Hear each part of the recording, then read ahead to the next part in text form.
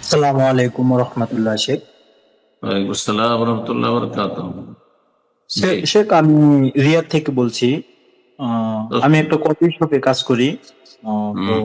আমি যদি সকালবেলা রুম থেকে অজু করে মোজা পরে বের হই, পরবর্তী সালাদ গুলাতে যদি আমি অজু করার সময় পা পুরোপুরি পানি ইউজ করে না ধুই, শুধু পা মাসে করে নিই, তাহলে কি আমার অজু হবে নাকি হ্যাঁ, আমার মোজা খুলে একদিন পা এক রাত ধোয়া? হল।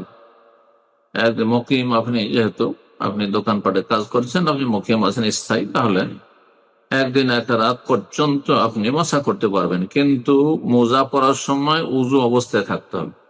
বিনা উজুতে মোজা পরলে কাজ হবে না, বুঝছেন? জোহরে, আসরে, মাগরিবে, এশা মোজার মশা করলেন, কোনো অসুবিধা নেই। আর মুসাফির যদি সফরে থাকে তাহলে 3 দিন 3 রাত পর্যন্ত মশা চলতে থাকবে। জি, বারাকাল্লাহ। মোজার মশা করা যায় সুন্নাত। চামড়ার মোজা হইলেও, কাপড়ের মোজা হইলেও, যতক্ষণ পর্যন্ত খুব বেশি ছিঁড়া ফাটা না থাকে, যাতে পায়ের অনেক কিছু দেখা যাচ্ছে, এরকম যেন না হয়। বারাকাল্লাহ। আসসালামু আলাইকুম রহমতুল্লাহ। ওয়ালাইকুম আসসালাম রহমতুল্লাহ। বিষয়টা আমি বলেন, বলেন কি পশ্চিমবঙ্গ দক্ষিণ দিনাজপুর থেকে বলছিলাম। প্রশ্ন?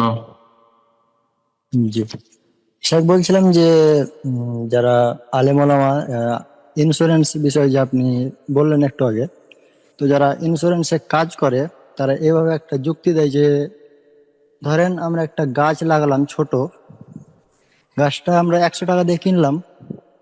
এবার হুম, সে গাছটা লাগানোর পর 10 বছর পর সেই গাছটা থেকে আমরা 10,000 বা তার থেকে বেশি টাকা উপার্জন হয়। ঠিক হুম। ওইরূপ ভাবে আমরা আমরা যখন ইন্স্যুরেন্সে টাকা জমা করি, তো তারা আমার টাকাটাকে কোনো কাজে ব্যবহার করে, আর সেই টাকাটা মানে 10 বছর বা 20 বছর পর সে যে মানে লভ্যাংশটা হয় সেটাই আমাদেরকে ফেরত দেয়। এভাবে তারা একটা যুক্তি দিতে চায়, তো এটা কিভাবে হবে? ইবলিসও যুক্তি দিয়েছিল। ওয়ালুমান কাসা ইবলিস। ইবলিসও যুক্তি দিয়েছিল যে আমি আগুনের তৈরি, আগুন ওপরে যায়, আগুন জ্বলে উঠলে, আর মাটির তৈরি আদম, আদম মাটির ঢিলা ছড়লে নিচে যায়। তা আমি শ্রেষ্ঠ, আমি কেন ওকে সেজদা করবো? ইবলিস তো অভিশপ্ত হয়েছে না। কোরআন এবং হাদিসের বিরুদ্ধে যুক্তি চলে না। জি। ব্যবসা তাকে বলা হয় যাতে লাভ লস দুটোরই সম্ভাবনা রয়েছে, এটি ব্যবসা নয়। ইন্স্যুরেন্স হচ্ছে জুয়ার মতো। ইন্স্যুরেন্স হচ্ছে সেম জুয়া। জুয়াতে কি হয়, বহু লোক অংশ নিল, কেউ হয়তো লক্ষ লক্ষ টাকা, হ্যাঁ, তার দুর্ঘটনা হয়ে গেল, লক্ষ লক্ষ টাকা পেয়ে গেল। আর কেউ 10 বছর ধরে ইন্স্যুরেন্স পলিসি চালিয়ে যাচ্ছে, কিছুই পাচ্ছেন। এটার নামই তো জুয়া। এটা জুয়া না? ইন্নামাল খামরু, আল্লাহ বলছেন, ওয়াল মাইসিরু ওয়াল আজলামু ওয়াল আনসাবু রিজসুম মিন আমালিশ শাইতান। মদ, জুয়া এবং প্রতিমা পূজা, মূর্তি পূজা, আর আল আজলাম, এই ভাগ্য নির্ণয় করা, তীর দিয়ে, হ্যাঁ, লটারি করে ভাগ্য নির্ণয় করা, এগুলি হচ্ছে রিজসুন, এগুলো না পাক, অপবিত্র।